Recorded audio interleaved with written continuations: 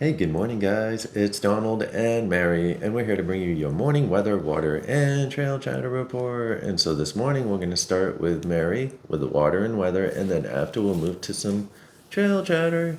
So we have a couple rescues going on, and already a hiker death on Whitney. Anyways, Mount Whitney. Anyways, take it away, Mary. Thank you, Donald. Good morning, everybody. In Blairsville right now, we have 51 degrees and showers. We're looking at a high of 56 today with showers early and then cloudy in the afternoon. Winds are going to be light and variable, and there is a 40% chance of rain. Tonight, 44, cloudy this evening with showers after midnight and 5 to 10 mile per hour winds with a 50% chance of rain. On Blood Mountain today, a high of 48 degrees and a chance of rain showers before 9 a.m. and then mostly cloudy. Winds are going to be 5 to 10 miles per hour with gusts up to 20 and a 50% chance of rain. And then tonight, 41 degrees, a slight chance of drizzle between 7 and 8 p.m. and then a chance of rain showers. 5 to 20 mile per hour winds and gusts up to 35 miles per hour with a 40% chance of rain. I want to say with these gusts of wind that we're having, the riders that I picked up at Nimblewheel Gap yesterday, they were telling me that where they camped that night, it was pouring rain. They had just set up camp, and they said that during the night while they were sleeping or going to sleep, that the winds were pretty heavy, and they could feel where they were camped, the roots of the tree kind of lifting, going back down, lifting, going back down. So That was the two ladies at Nimblewell? That was the two ladies at Nimblewell. Right. So they told me that they definitely felt the effects of the winds. And, we've seen video before up in the Smokies and other places where those roots come right up and they go right back down. But, yeah, so they were feeling the effects of the higher gusts of wind out there. All right, moving on. Water's good for the most part on the trail, and with these heavy rains that we had yesterday and continuing rains today, some of the drier spots might have some trickles and a little bit of water when they normally don't, but they will dry up once the rain stops. So right now we're going to go with Hawk Mountain Shelter, top off there. Your next opportunity hiking north will be Justice Creek, which is 6.2 miles, and then Slaughter Creek has been dry.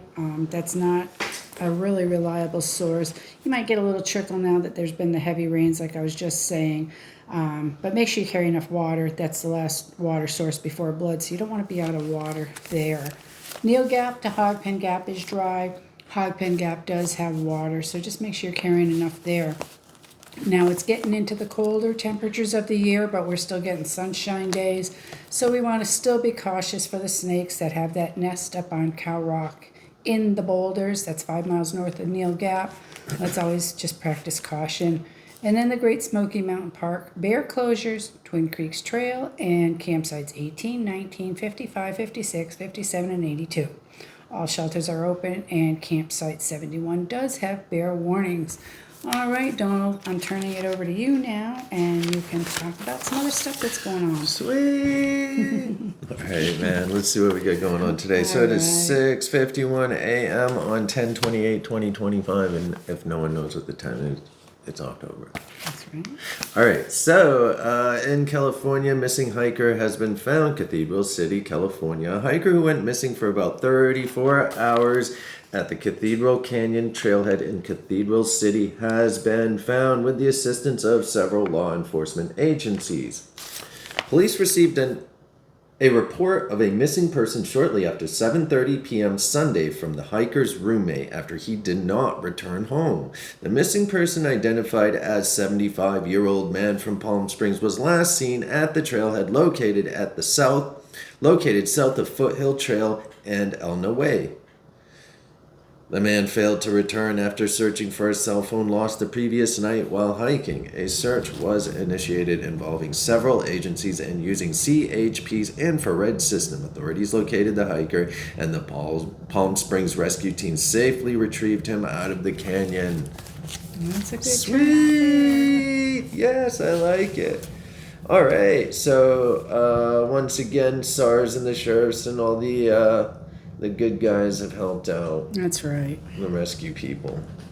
All right, and so unfortunately we have already seen Multiple rescues because of the cold weather that's coming in. People are coming out here unprepared. People are just not paying attention. But we already have a death up on Mount Whitney. So let's start like this, guys. So Mount Whitney has already claimed a hiker's life weeks into the snow season. Alright, so recent snowfall and intense winds have created perilous conditions on the tallest mountain in the continental U.S., forcing some hikers to turn back. Experts warn that winter climbers must carry crampons, ice axes, and satellite devices if they seek to attempt the trek this time of year. The return of snow has already claimed a life on the tallest mountain in the continental United States with the death of a hiker on a slippery Mount Whitney, according to Inyo County Sheriff's Office. Over the weekend, the hiker fell in the notorious 99 switchback section of the main trail, said Lindsay Stein, community outreach coordinator for the Sheriff's Office. The switchbacks begin just above the trail camp at almost 12,000 feet, where many hikers spend the night before making an early start on the 14,500 foot summit. In the summer, when the trail is dry, the switchback section is a long slog, winding back and forth up 2 miles and nearly 2,000 vertical feet. When it gets big snow, as it did this month, the trail becomes buried and the whole slope becomes perilously steep. Wes Osgard, who said he has climbed Mount Whitney 4 times, posted on Facebook that conditions on Saturday were so treacherous he and his climbing partners decided to turn around. Winds were extremely intense, and with the recent snowfall, the wind was blasting snow in our faces, Osgard wrote. The snow covered the trail and in many places rendered it invisible, he wrote. When Osgard and his companions were descending the switchbacks, they encountered the body of another hiker who had apparently fallen above a section of steel safety cables and then slid an additional 70 feet or so. I believe it was highly unlikely he survived, Osgard wrote of the hiker. There was a fair amount of blood from colliding with the cables and lots of blood around the rock he made contact with. Osgard used Starlink to contact his father around 12:30 p.m., who then contacted emergency services. A helicopter arrived about 4 hours later, Osgard wrote. Another hiker that day, Kirill Novitsky, encountered the same conditions on the switchbacks but made the wrong decision to keep climbing. He made it up with just micro spikes, the metal cleats that attach to the bottom of his shoes and provide winter traction on flat ground or in gentle slopes where falling would be no big deal. But micro spikes are notoriously inadequate for winter mountaineering when a fall could be fatal. As so often happens in the mountains, when Novitsky returned to the steep switchbacks after a few hours of traveling on relatively flat ground to and from the summit, he discovered conditions had deteriorated so much that he was in real danger and seriously under-equipped. I had a couple of dangerous places where the trail became a slope of full powdery snow, and it was very easy to slip off, Novitsky wrote on Facebook. The worst part on the way back were the switchbacks. Almost all the trail was covered with powdery snow brought up with the wind. It was very hard to go with just micro spikes. Near the cables, he saw a pair of trekking poles with nobody around, and then encountered a group of 5 hikers at the bottom of the switchbacks who told him about the accident. Anyone attempting to climb Mount Whitney from this point in the winter season should bring crampons, much larger spikes that attach firmly to mountaineering boots and dig deep into the snow and ice to prevent falls, and an ice axe, guys. And know how to use it if you fall and start to slide. Once you start to slide, man, on the ice, you're done. Anyone attempting to climb Mount Whitney from this point in the winter season should bring crampons and much larger spikes. Experts also advise traveling in groups and bringing a satellite communication device to help contact someone if something goes wrong. So far, the Sheriff's Office has not released the identity of the hiker who died. In January, a hiker from Texas died after attempting to climb Mount Whitney in bad weather. His body was found at an elevation of 12,000 feet near North Fork Lone Pine Creek Trail. And in June, that 14-year-old hiker became delirious on Mount Whitney and fell off a 120-foot cliff. And this is the kid and the father that were hiking, and you remember the kid was he was starting to hallucinate, like seeing stuff, thinking that he was already down in the parking lot and getting in the vehicle, but he was really up on top of the mountain, man. And his father like sat down and was upset, I guess, dude, didn't know what to do, and his kid like just walked off the edge, man, and fell like 120 feet. He's better now, and I guess he was in like what do you call it, aftercare, rehabilitation. Like He was rehabilitating, and so thankfully he survived. yeah, man. Thankfully, he survived. I guess his father and him were pushing the expert route. The kid, he wanted his kid to learn some, get some experience under his belt, and they were pushing for like 14 or 15 hours, I think, man, or That's right. something like that, man. It was a lot of hours without eating and drinking properly. Plus, altitude sickness set in, man, and the kid just kept on pushing. His father thought he could do it because I guess he was like a marathon runner and an athlete. So, but it doesn't matter if you're a marathon runner or an athlete, man. When you get up into the altitude, it doesn't matter, man, and it affects everyone different. Some people can push further for longer, and others, they get above like 10,000 feet and get sick, man. So. Altitude sickness can work different on anyone, but either way, man, you just need to be prepared when you're up there. Also, other things that altitude sickness can do is it can make people delirious, like this kid, man. But it will people will make bad decisions because of it and continue to push on because they're not thinking clearly. And so it's almost like a euphoric state of mind, man. You just keep pushing and you don't even realize. It's just like you don't even realize what's going on, man. Anyways, all right. So yesterday we had a bunch of shuttles, man. We had a 5-pack that was going to they started off going to Springer. They decided that 2 of them wanted to go to Atlanta Air. They needed to make a stop at Amaclola along the way, but they sent us a text the night before. We answered them yesterday morning and were able to set up. So it was a double shuttle anyways, but Jordan, instead of following Mary down or Mary following Jordan down to Springer and dropping all the ladies off at Springer Mountain, Jordan took 2 of the ladies to Amaclola, picked their luggage up at the lodge, and then brought them on to Atlanta Air. And Mary went from the Neil Gap with the 3 ladies down to Springer Mountain Park, and where their vehicle was dropped. On the way there, we had 2 ladies that we had picked up at Amaclola long-term a couple days before and dropped them off at Hightower, and they were stuck in their tent in a storm at Nimblewool Gap. And so Mary went up in and scooped them up. Now, we normally don't go up to Nimblewool just because it is going up there numerous times, like I always say, man. Going up once or twice in a year is okay, man. But when you go up and down it all the time, man, it just beats the shit out of your cars, man. So we normally don't go up there, man. And if we do, it's because it's an emergency. We'll normally pass it off to someone else that will go up there, and they're more equipped for it. They're set up for it, so they'll go up there, man. We don't, man. But I mean, if we send it to someone and they can't go up there, we'll go up there, man. We just rather pass it to someone else first. And if they can do it, cool. If they can't, okay, we'll go do it, man. No big deal.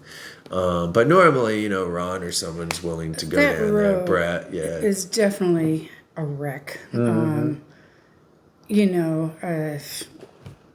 see when you post the videos, but a lot of the rain has eroded everything this year. We've had a lot of heavy rain, so it's normal, disastrous drive up there is just more of a wreck now because of the rain. But and we got rugged tires to go up in there, man. That's so all those rocks that are jutting up out of the road and stuff, man, that would actually probably penetrate other types of tires, like more along the lines softer street tires and stuff, man. So we've got all-terrain tires on that vehicle, and those tires are excellent. They're Falcon Wild Peak Trail 3 trails, and we've used them for years now, and we believe that they are the best tire out there for what we do. So I think they really serve us well. They do, and you get a lot of tread out of them. You get at least 60 or 70,000 miles out of them if you treat them right, man. If you're rounding the corners and hammering it down the roads, of course those tires are gonna any tire, man. I've rubbed tires off of our Beamers, man, 10,000 miles because I'm hammering the corners, man, and they'll just chew the tires up. I mean, a lot of them are only 15,000 mile tire anyway, but what I'm trying to say, man, is you can tear tires up quick out here, man, if you don't treat them right. And so it takes a long time to learn how to make things last, like your brakes and your tires and your transmissions and your engines and your vehicles in general. You still can't go slamming down these roads with can't. these tires. No, absolutely You've got not, rocks dude. everywhere, and you know, definitely in the video you'll Well, we see don't slam this. down the roads Right, anyway. right. So. What I'm saying is, even with these tires, you can't go doing that. You're still gonna pop them out. I mean, you'll see all the rock. What do we call them? The rock mines. minefield. You know, as you go along, they're just waiting there to pop tires. But you know, I'm comfortable navigating these areas and know how to get myself down these roads so that I'm not destroying anything. I Sweet. have total confidence in my driving abilities.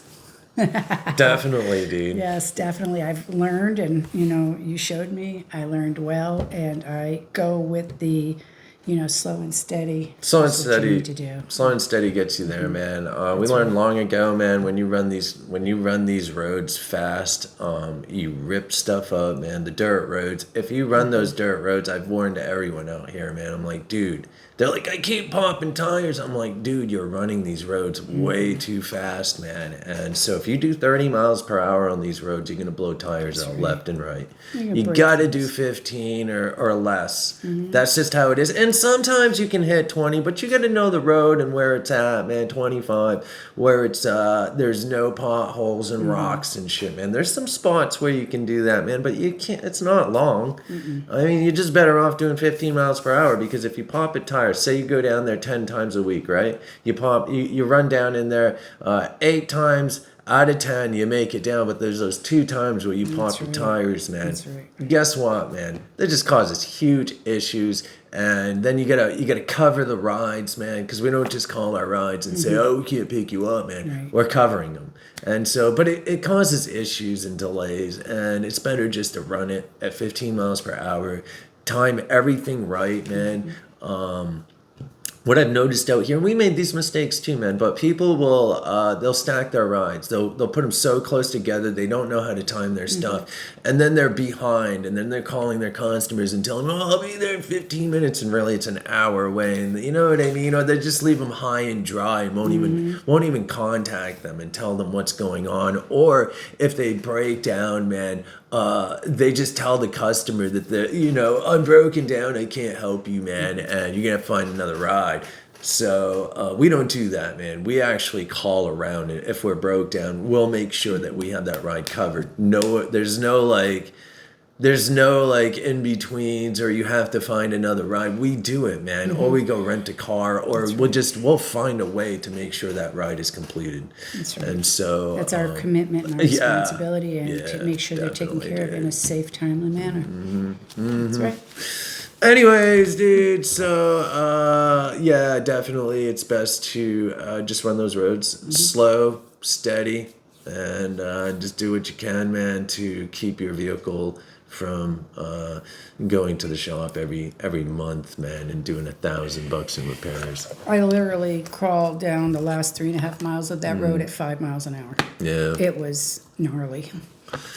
All right, man. All right, so, and then Jordan headed down to Atlanta. He had to stop at Amicalola to pick some luggage up for the other 2 ladies, and then continued on down to Atlanta Air and dropped them off, and then he made his way back up to here, and then Mary made her way back to here after the ladies, I think, right? Yes, I dropped them, ran an errand, and came back. And then we needed some humidifiers at the house, man, because it's winter and it's dry, and I don't like dry. My face was so dry, my nose and stuff. Super uncomfortable. So we needed humidifiers, and so she stopped at Walmart, picked up some humidifiers and stuff, man, and some other items that we needed around the house.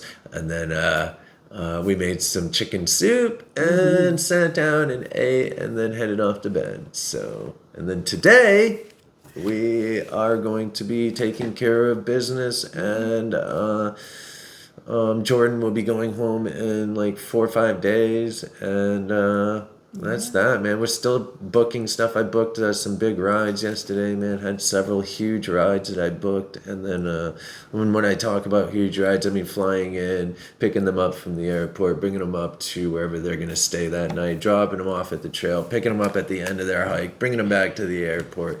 We get rides like that all the time, but I scheduled a few of them yesterday, so That's right. fun. Anyways, man, and so the funny thing is I was like passed out, cold for like, I don't even know how long. I think it was like 40 minutes. I don't even know what happened. I was just sitting there, and the next thing I know, I wake up and Derek was texting me. Derek used to be the manager at Mountain Crossings, but he lives over but he was texting me because he makes these glass stained glass stuff, and there was these AT signs and these little hikers that I wanted, and so they were texting me and blah blah blah. Anyways, he texted in, and then the people that the first ones that booked that big ride. So but I woke up, man, I heard it, dude, and I looked at Derek's text, and it was like 45 minutes of time had passed, dude, from I never even looked at it, so I didn't even hear the text come in. So I'd been passed out for at least 45 minutes, and then that next text came, and I think that's what woke me up, man. And, I was like, trying to talk to the lady. She's like, I texted you the other day, and I'm like, who? And then finally, because I write everything down. Right. Yeah, man, it's like when you guys call and if a hiker calls and they are talking to me about a ride and then they want to call back and get everything set up, I put your name in there, man, and then I put what we talked about and the prices and stuff. So when you call me, I have all that written down. So when you call, it pops up into my phone, and I can say, oh, it's Jimmy. They want this ride. This is the prices. This is what we discussed. And that way there's no like, but when I looked at it, I don't know why. I just couldn't compute, man. I was just like, waking up, so it takes yeah, a second. man. But anyways, I got a good nap in yesterday, man, during the schedulings, and ate well, and it was a really good day. And so work is good. Life is good, man. But we're gonna end it here. So, did you have anything else you'd like to say, dude? No. All right, sweet, man. Good, thank All right, kids, if anyone needs anything at all, you guys give us a call. We're here for you, man. One love, man. Peace. Thank you.